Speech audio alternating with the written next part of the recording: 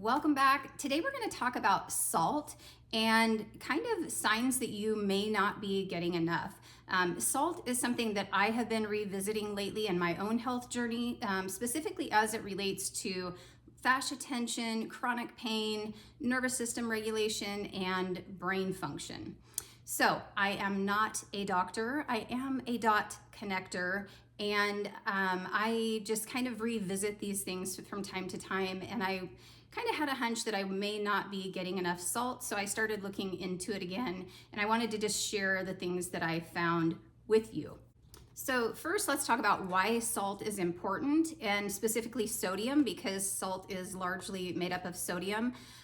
Sodium is essential for fluid balance in and out of the cells. So it's a big part of hydration, and you can drink water all day long and still not be hydrated if you do not have enough salt.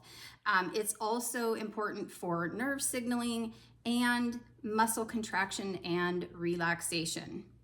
So when that salt balance is off, the body might shift into compensation and stress patterns. So how much salt do we actually need?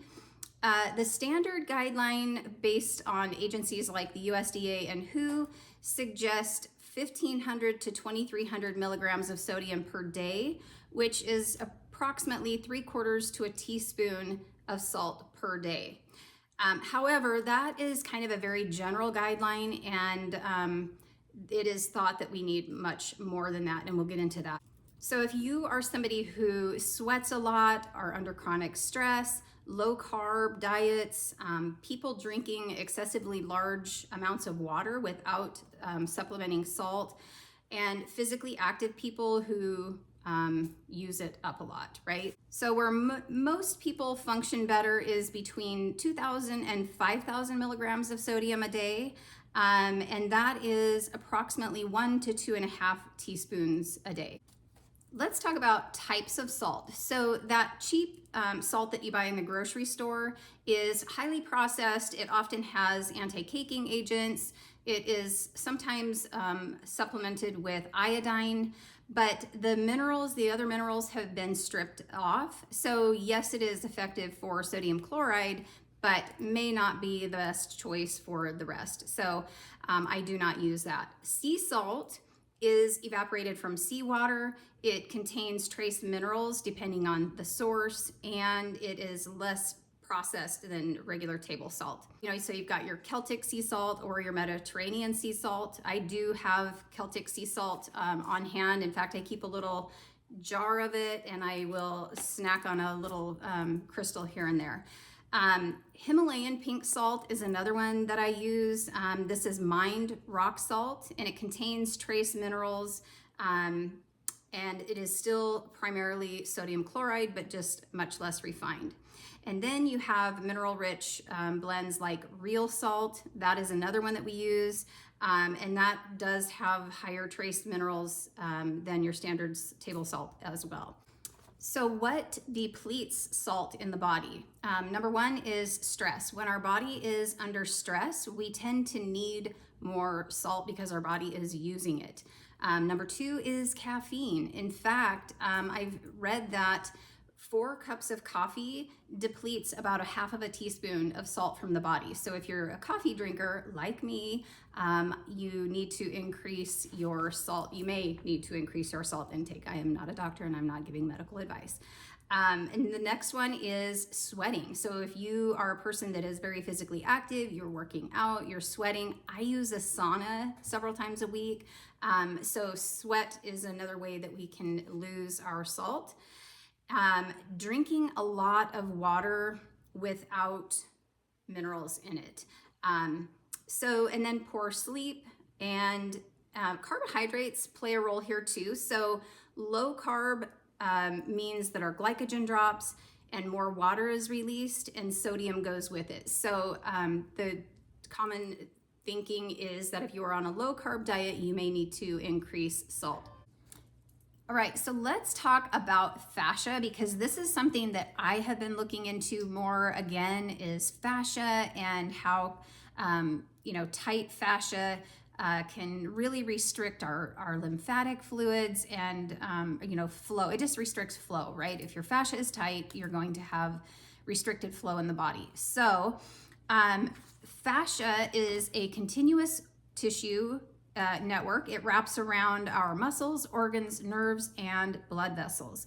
And so lately I've been doing a lot of things to support fascia. I've been doing Qigong, which I absolutely love. That's an ancient Chinese practice, a way of moving that encourages flow, and they call it Qi, helps the energy flow through the body.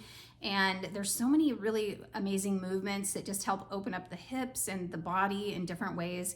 So I'm really enjoying that. I've been also looking at Deanna Hansen has a fantastic YouTube channel about block therapy. So I've been doing some of her exercises on a regular basis, and still kind of just feeling like my tissues weren't moving as well as I had hoped. And there's another thing, like our skin is meant to be able to roll like that. And there are areas on my body that it does not move like that. And so I started kind of looking back into minerals and specifically salt. So because, like I said earlier, you can drink all the water, and if you're not having enough salt, like I salt my food, but I wasn't probably getting enough. So I'm kind of testing this. I'm a tester, I experiment. And so I'm kind of just increasing my salt and other minerals to just make sure that I'm being properly hydrated and those tissues so that those tissues glide well, right? So that they're not stuck and sticky. So let's talk about 11 signs of a possible that you might need more salt. Number 1 is muscle tightness or cramping. Number 2 is morning stiffness. If it takes you a little while to get limbered up. Number 3 is headaches or pressure. Number 4 is fatigue that doesn't resolve with adequate rest. 5 is dizziness when standing up. 6 is strong salt cravings. 7 is dry skin. That was something I was noticing, didn't seem to matter how much water I drank, my skin in different areas was still a little bit dry. Dental sensitivity, that was another thing, is I supplement with magnesium, but my teeth just felt a little bit more brittle and more sensitive. So that's something I'm watching also. Number 9 is sleep disruption, like waking up between 2 and 4 a.m. Number 10 is fluid imbalance. So if you're puffy and you just can't, if you just feel puffy. And number 11 is brain fog or reduced clarity. So I hope you found this video helpful. If you did, please subscribe to the channel, like the video, and leave me a comment below. If you're looking for a good resource on this, and I hope I can say his name, Dr. James D. Nicolantonio. I follow him on Instagram. He has a book called The Salt Fix. I haven't read that yet, but I've listened to him on many different podcasts, and I follow him on Instagram. He's got a lot of really good information about salt. So that is a good resource. But anyway, thank you for watching. I will see you in the next video.